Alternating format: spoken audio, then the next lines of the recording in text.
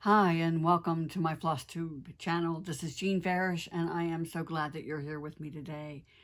We're going to start by talking about one of my works in progress, and that is the Bison and the Elk sampler.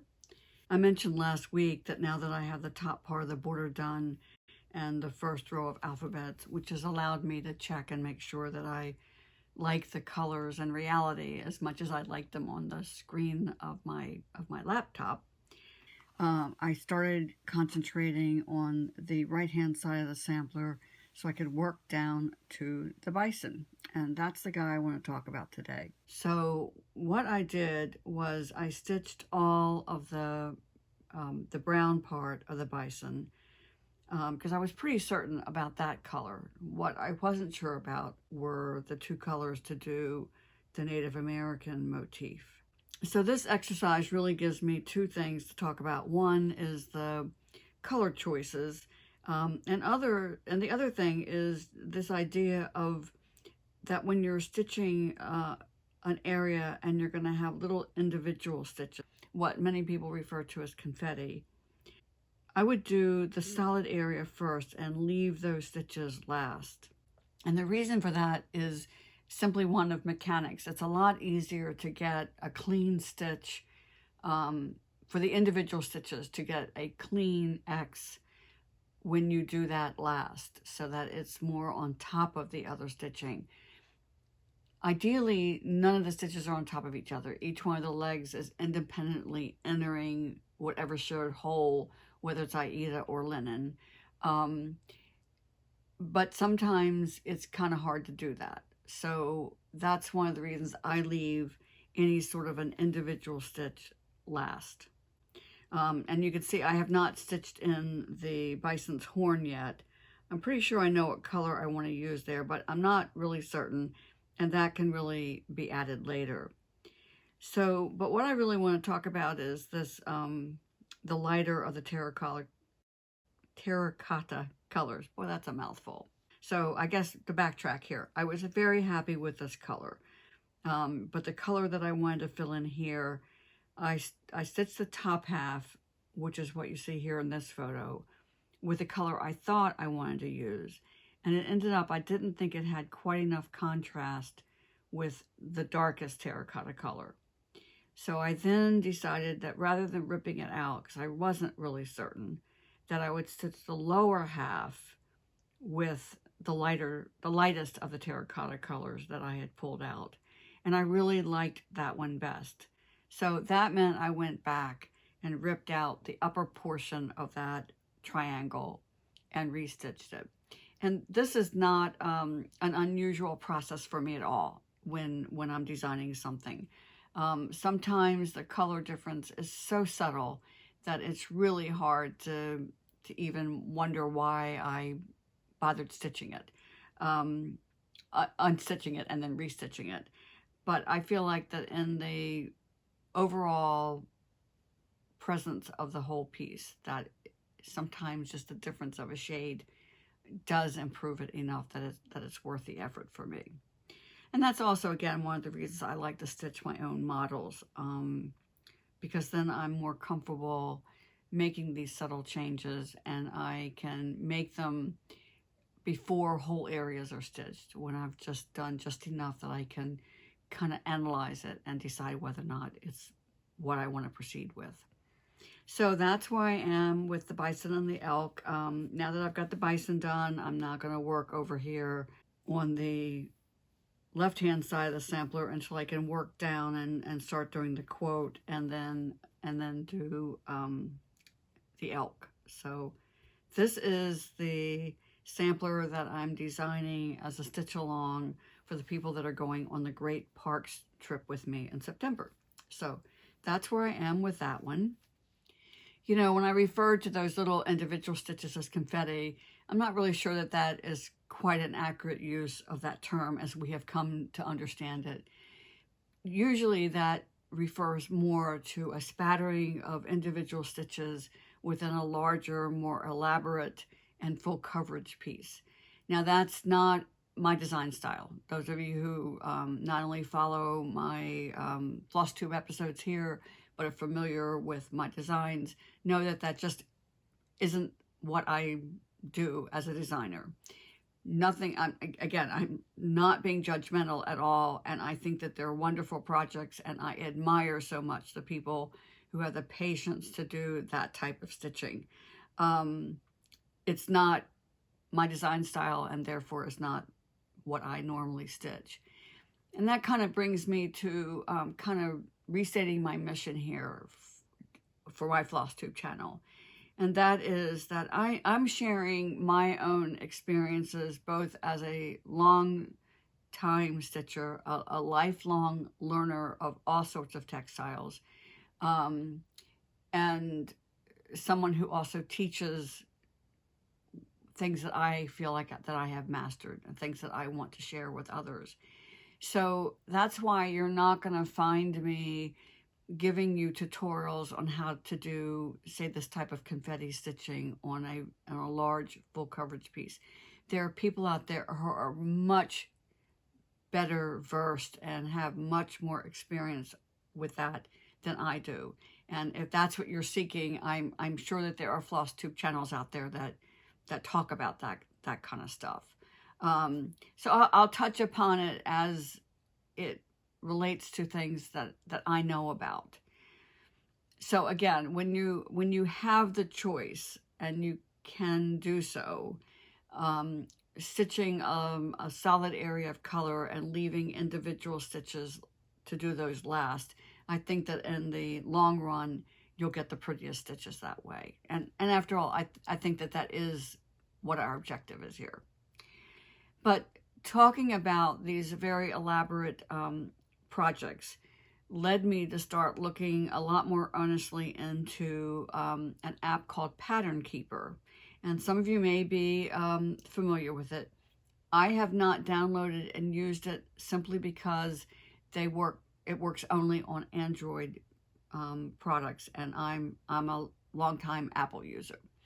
So, but what I like about what they're doing with this app is that you can apparently call up symbols and have those highlighted, so that as you're stitching, if you're saying, okay, I need to do the solid triangle, then all those stitches pop up, and then you can more easily stitch them as you're going and then mark them off.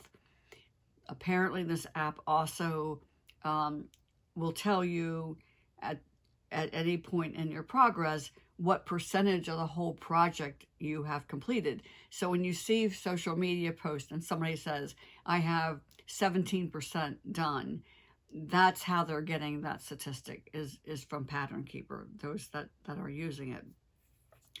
As a designer, one of the things I'm looking into is, how do I make my patterns compatible so that people that are using Pattern Keeper can use them to stitch my designs? I don't have an answer to that question yet. I've just started looking into it.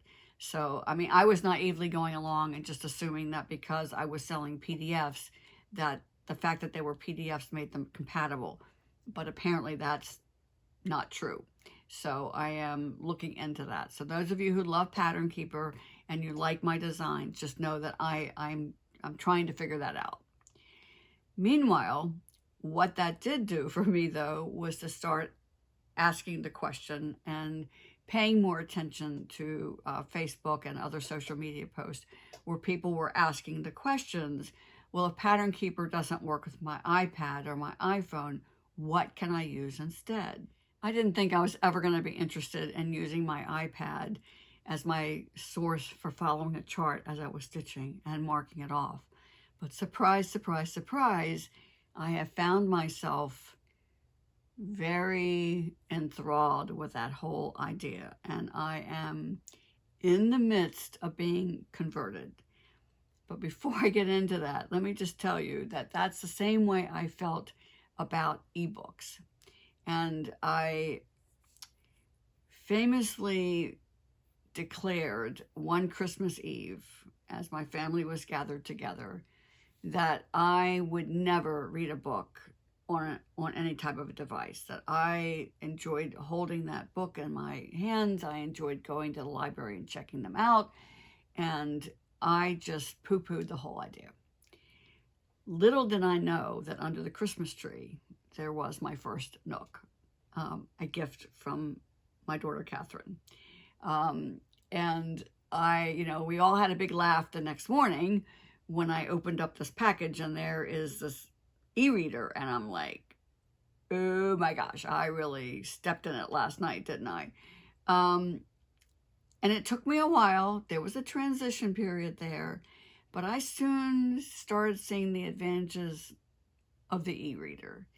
And in fact, after getting used to it and then sitting down with a regular book, I found myself swiping the pages when I was ready to turn them instead of actually turning the pages.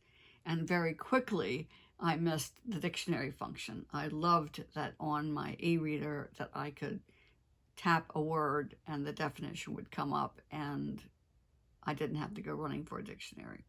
So I tell you that story to say that that's kind of where I am now with using my iPad. So now let me show you what I am currently using. I am aware that for those of you who have iPads, that there's a Good Notes app and that people use, and what used to be called iBooks, now called Apple Books, that some people download their PDFs for that. What I'm doing is a little bit more direct. I haven't written off looking into those other things. I just haven't had time this week. So I'm going to show you what I do once I've downloaded a PDF and I have saved it in a file on my iPad. I'm going to start with once I've opened it and just show you what I've been doing, and in the hopes that it will help some of you. Not really sure how this camera angle is going to work out, but we'll see if I can do it successfully. Trying to show my whole iPad here without showing the clutter of my desk. So here we are. I'm on my desktop and I have saved my file, and I'm using Hearts Come Home at Christmas as my example here. So I've saved it there, and I can just one of the things I am doing is I'm now both dividing my designs up so that part of it fits on each page and is large enough for you to stitch from it if you do want to print it, but also including the entire chart as one image, so that if you are using something like looking at the PDF, then you're looking at the whole thing and you're, well, I don't know why that's not, come on.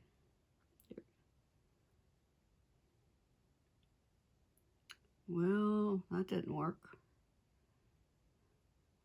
To finish my thought, I'm including it as a single image, so you don't have to be concerned with where the shading gives you the overlapping between pages. Okay, so here I have it, and what I want to do is just tap on, whoops, that's out of the camera view there. I'm going to tap on the little pen icon there, and that brings up this toolbar. And I'm going to click on the highlighter and then choose my color, and you can, I hope you can see that it automatically changes to the yellow. And now I'm going to enlarge this, and you can see I've already marked off one row as if I have stitched it. And you can just keep making it as big as you want it. And then on your marker, you'll have different sizes or thicknesses that the marker is going to make the lines. And you just take your finger and see that's way too thick. So there's actually an undo button, or you can use the eraser. Now I'm going to come back here and choose a finer pen thickness. and then mark off things as I've stitched them. Now, just like with using a 2-color highlighter system, if you want to, you can mark off what you're going to stitch, say in the yellow, and then go back over it when you have stitched it in another color. And then not only do you have the black isn't going to work for marking off your stitches, but not only do you have the blue and the green and the yellow and the red, but you also have this where you can choose all kinds of colors. And it also saves. So when you're done stitching that day, I can just come up here in the corner and click the done. Oops.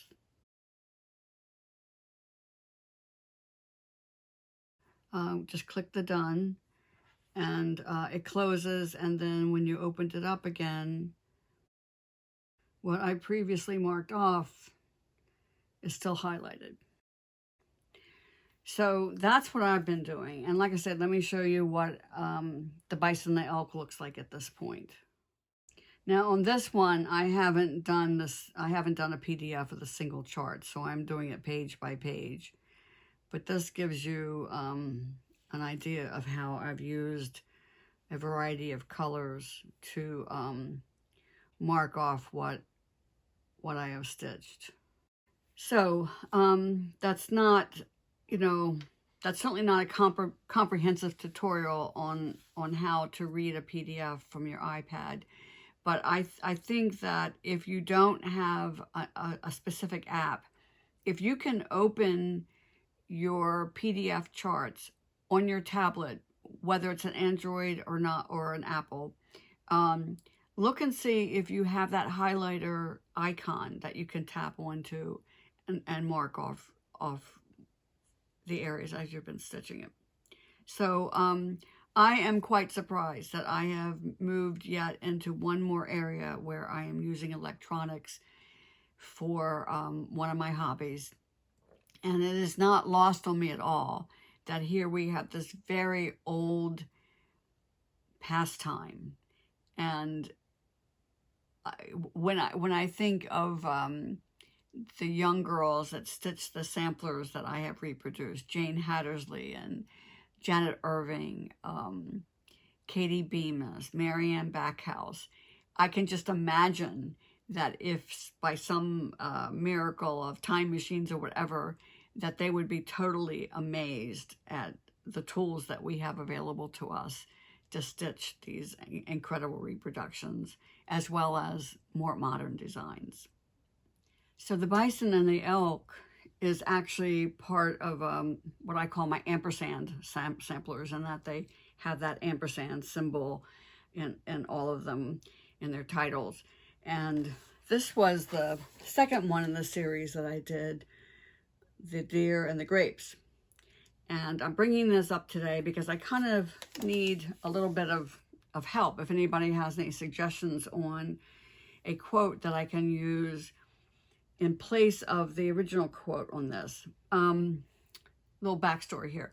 When Ray and John asked me about doing the Redwoods trains, Redwood Rails and Wine trip with them in October, I realized that with the other commitments that I had made and the fact that I do stitch all of my own models, that I would not have time to do a completely new design for that trip.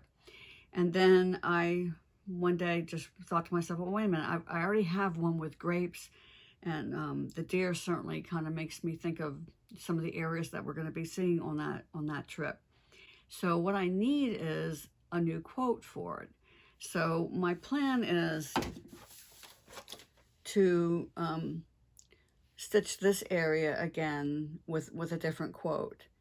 So I haven't done a lot of research with it yet, so I don't feel like I'm stuck yet.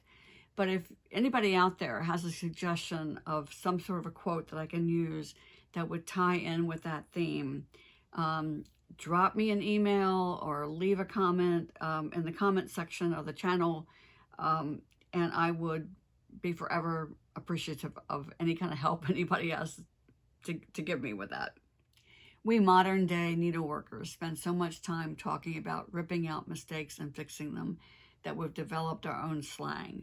And you hear people talk about that they had to frog this, or they hope they wouldn't have to frog that. And many new stitchers are like saying, what are they talking about frogs for? And that comes from the fact that they are ripping it. And the rip it, rip it, rip it starts sounding like the sounds that we think of with a frog.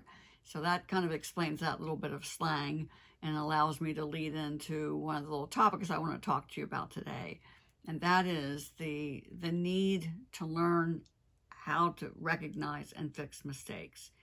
And it reminds me of when I was a teenager and learning to knit. And I was very annoyed with my teacher because she wouldn't fix my mistakes.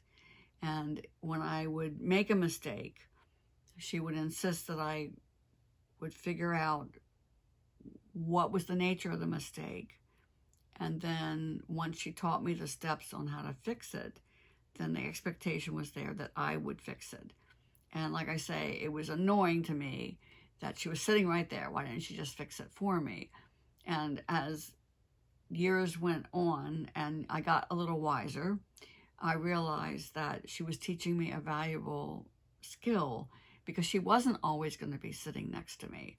And so it's important to learn how to fix these mistakes, how to recognize them, how to know what needs to be done to fix it, and then to just have the confidence to do it. And I think that that is something that we all need to embrace and just say, we're going to make mistakes. Let's figure out how to fix them. And then when that occasion arises where we have something that needs to be frogged, let's just do it and move on. I have a couple of FAQs to share with you today, but before I get into the first one, I just want to mention that historically, bed linens were woven from linen threads, which of course come from the flax plant. So we use the term linens today, whether we're talking about 100% cotton or bamboo sheets or whatever your sheets are made of. And yet we still call them linens. And it comes from the fact that historically bed linens were made from linen. And when you're first stitching with linen, you may think, oh my gosh, how did anybody ever sleep on this fabric? It's so rough. But linen becomes softer and softer and softer every time that you wash it. And that leads me into one of the questions that I got just this week. And this came from Joan. She said, I know when your cross-stitch piece is finished, if on Aida, you can go ahead and wash it. However, I heard today that if your project is stitched on linen, then you must keep it clean as you cannot wash it. Is this true? And have you ever washed a project of yours when finished on linen? And my response was, oh my gosh, the things people say without any foundation whatsoever. Linen is washable. I not only wash my linen projects when I'm done, but I wash them multiple times while the project's underway. And I've mentioned this before, but like America Land that we love behind me, I stitched that over a period of over 4 years. So trust me, it got washed often. And I often will wash my things even if I haven't been stitching on them for like 6 months or a year, because I want to photograph them in progress. And I want them to look a little bit better than they look. In stitching in hand, my linen tends to get crumpled and no like creases, but certainly gets wrinkled. And so it's going to look better once it's washed and ironed. So I decided to reach out to one of the textile experts, one of the companies that I have long admired. And I want to read to you what they have to say about linen. And I will put a link in the episode description so that you can find the source yourself. So, I apologize in advance for reading to you, but I just felt like that they said it so well that I just wanted to take it straight from the horse's mouth. So the heading of this article is Linen, from Mummies to Handkerchiefs. Why linen, of course, not the bed, bath, and kitchen textiles one often uses that term for, but the fabric made from the fibers of the flax plant, which just happens to be one of the first plants domesticated by humans. Yarns, seeds, and various fabrics at least 10,000 years old have been found and used for its fibers to make cloth. Did you know that it's also one of the strongest, most durable plant fiber fabrics? Pharaoh Ramses II, 3,200-year-old plus linen wrappings were in a perfect state of preservation. Then they go on to say, why is linen generally a more expensive fabric? Because the plant, flax, needs more nurturing, and producing the relatively long fibers to make into yarn and weave it is a more difficult process than something like cotton. It also makes a much finer cloth than hemp, which was cultivated in ancient times for fabric as well, but probably gave folks rug burn. It has very thin individual fibers that are longer, like 18 to 55 inches long, than other plant fibers. So the yarn made with it is strong, even when very fine. It is 2 to 3 times as strong as cotton. It's soft, lustrous, and flexible. Flax plants destined for linen are normally pulled up by the roots rather than being cut down to maximize the length of the fibers. The linen fibers are loosened from the stalk of the flax plant with a process called retting, where it is soaked in tanks, pools, or right in the field of water full of bacteria that basically rots it until it's slimy, breaking down the pectin holding the fibers together. Next, the scrutching, where the now dried stalks are crushed between 2 metal rollers so that the fibers can be separated. Shorter fibers are combed away with heckling combs or hackles, leaving the longest, softest fibers to spin into yarn. Byproducts of flax are the seeds, which are extremely nutritious and a good source of omega-3 fatty acids and fiber, and linseed oil, which has been used for centuries by fine artists and craftsmen in painting and varnishing products, and was used to make linoleum as well. The shorter fibers are used for making high-quality paper, twine, and rope. They also say this: highly absorbent and much cooler and fresher in hot weather than cotton, linen is a good heat conductor, therefore feels cool to the touch. It quickly wicks moisture away from the skin. Because of the long fibers, it's very smooth, with a lovely natural luster, and is relatively lint-free. It is an excellent fiber for surface design. We all know that. Linen is initially crisp, but gets softer every time you wash it. It has moderate shrinkage, can withstand high temperatures, and resists dirt, stains, moths, and carpet beetles. The strong fibers do not stretch out of shape and resist abrasion damage. Linen is often mixed with other fibers like cotton and rayon, both to bring the price down and also to have a softer initial fabric, with the linen greatly enhancing the qualities of the other fibers. France originated the term lingerie for lightweight undergarments, like chemises, shirts, and detachable collars and cuffs, made exclusively from linen. In short, it is a durable, multi-purpose, archival fabric, limited only by your imagination. So, again, long, and I apologize for reading to you, but again, I feel like that they said it best, and rather than paraphrasing what they've had to say about the fabric, would just share it with you directly. So, when you hear or see where someone said linen is not washable, I'll tell you where I think some of that comes from. It's not unusual if you are shopping for a ready-made garment, especially one that is highly structured. In other words, it has a lining, It may have interfacing in it, whatever. Very often it will say dry clean only, do not wash. That has nothing to do with the linen fabric and everything to do with the construction of the garment.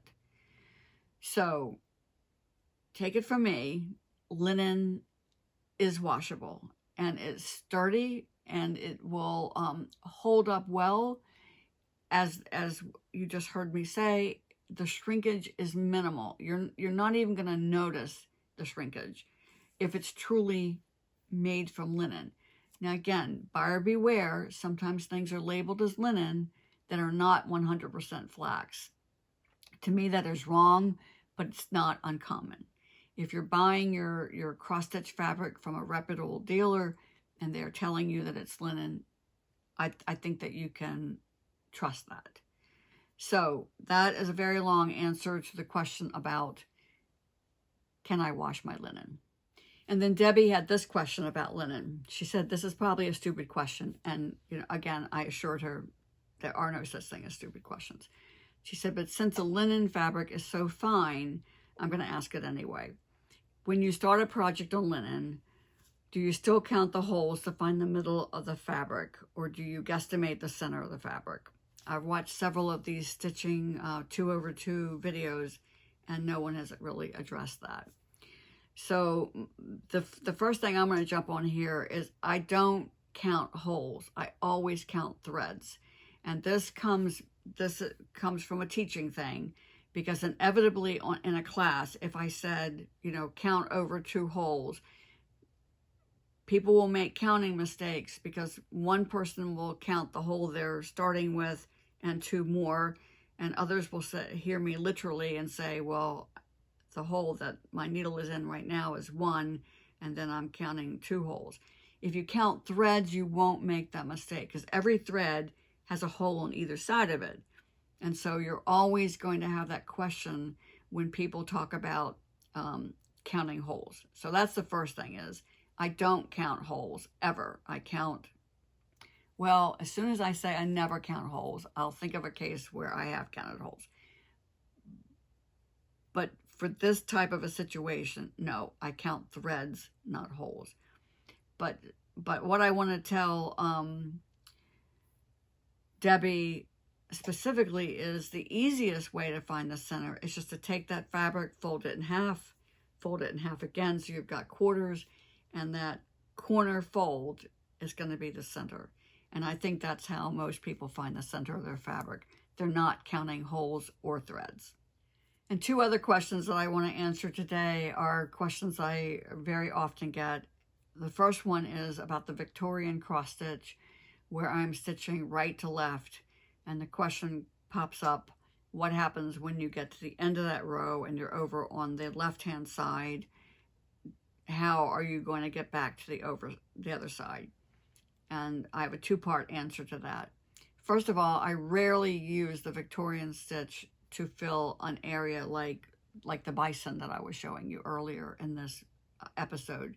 If I'm filling in a large area, I fall back and use the Danish method. I use the Danish, the English, and the Victorian, and pick the one that's going to give me the best results for the stitching situation that I'm in. I don't just choose one of the 3 and always stitch in that manner.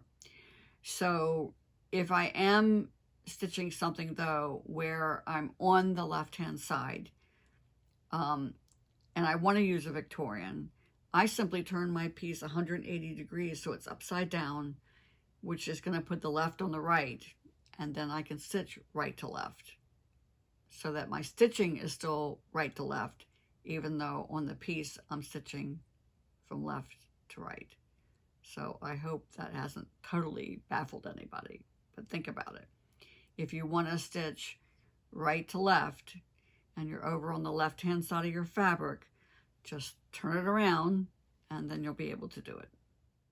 The other question I get often, and again bears repeating, is the thing about when I'm using my little sponge thing to dampen my floss, do I wait for the floss to dry? And the answer to that question is not usually.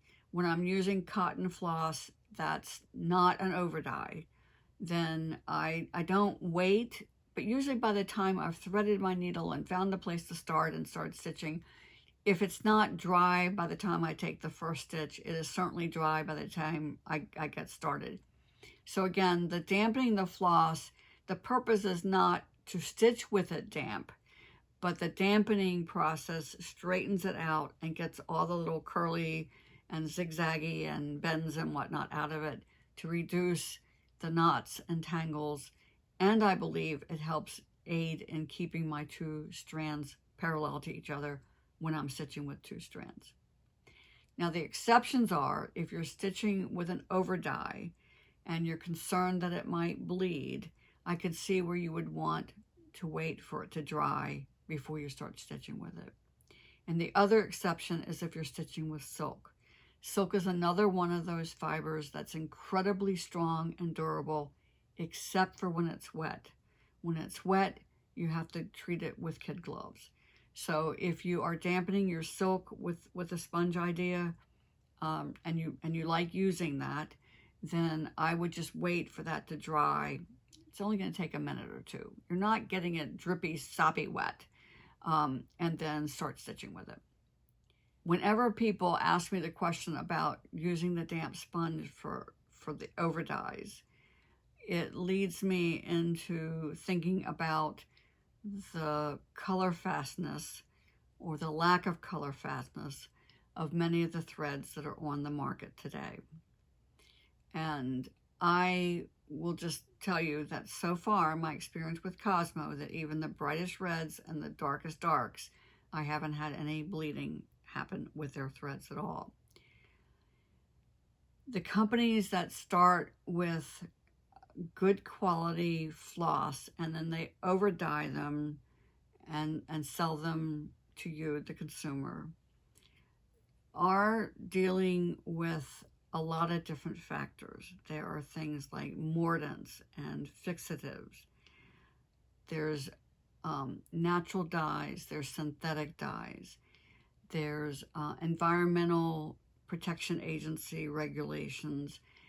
And even if you weren't concerned with those, there are many things that people who work with dye are constantly concerned with in terms of their own safety as well as the safety of our Mother Earth in terms of disposing of things. They wear goggles, they wear gloves, and they're very, very careful about what their skin comes in contact with. So there are industry-wide challenges out there, and I am working toward doing some solid research about what preventive steps we can take to make sure that our end product, our finished needlework, when we are ready to wash it, what can we do to make sure that the threads we use don't bleed onto our fabric or onto the other threads that are in the project. There really is no simple answer to that. I've been studying this for quite some time, and I'm very close to share with you what I have learned from the experts. So I'm hoping to do that next week. So those of you who have been using vinegar and salt and reading about using vinegar and salt to make their threads color fast, just hold on to those thoughts and we'll talk about it next week. So also I just want to give a reminder that the special price on Secret of the Sea sampler will end the end of May. So that's coming up. And it's, you know, if you're thinking about those two road trips that I'm taking, the Great Parks and the Redwoods Rails and Wine trip, there are, the last time I checked earlier this week, there are still places open on both of those. And so I'll continue giving you what you need to know in terms of connecting. Oh, on the Redwoods Rail and Wine tour, the train that I'm taking from Denver out to the West Coast to San Francisco, the California Zephyr, actually starts in Chicago. And it also stops in Omaha. You can go online to their website. I'll put the link in the notes as well to see where else it stops. So you can actually join the trip without going by yourself to San Francisco. I know at least one person's going to get on board in Omaha, so that when I get on board in Denver, there'll be at least one other person on the train with me that I know who's a stitcher, and I'm hoping that there will be more. The trip officially begins in San Francisco, but I am looking forward to that wonderful observation car and getting to see parts of America that I've never seen before while I'm stitching and talking with other stitchers. So anyway, so I have that to look forward to, and I'm hoping that some of you are going to be joining me on one or both of those trips. So, oh, and also I'm supposed to remind you to subscribe. I keep forgetting to do that, but I think most of you know where to find that subscribe button. And, you know, I just really appreciate knowing that you are out there listening to this and watching this. It's certainly one of the things that keeps me going on my end. So between now and next week, stitch happy, stay safe, and I'll see you then.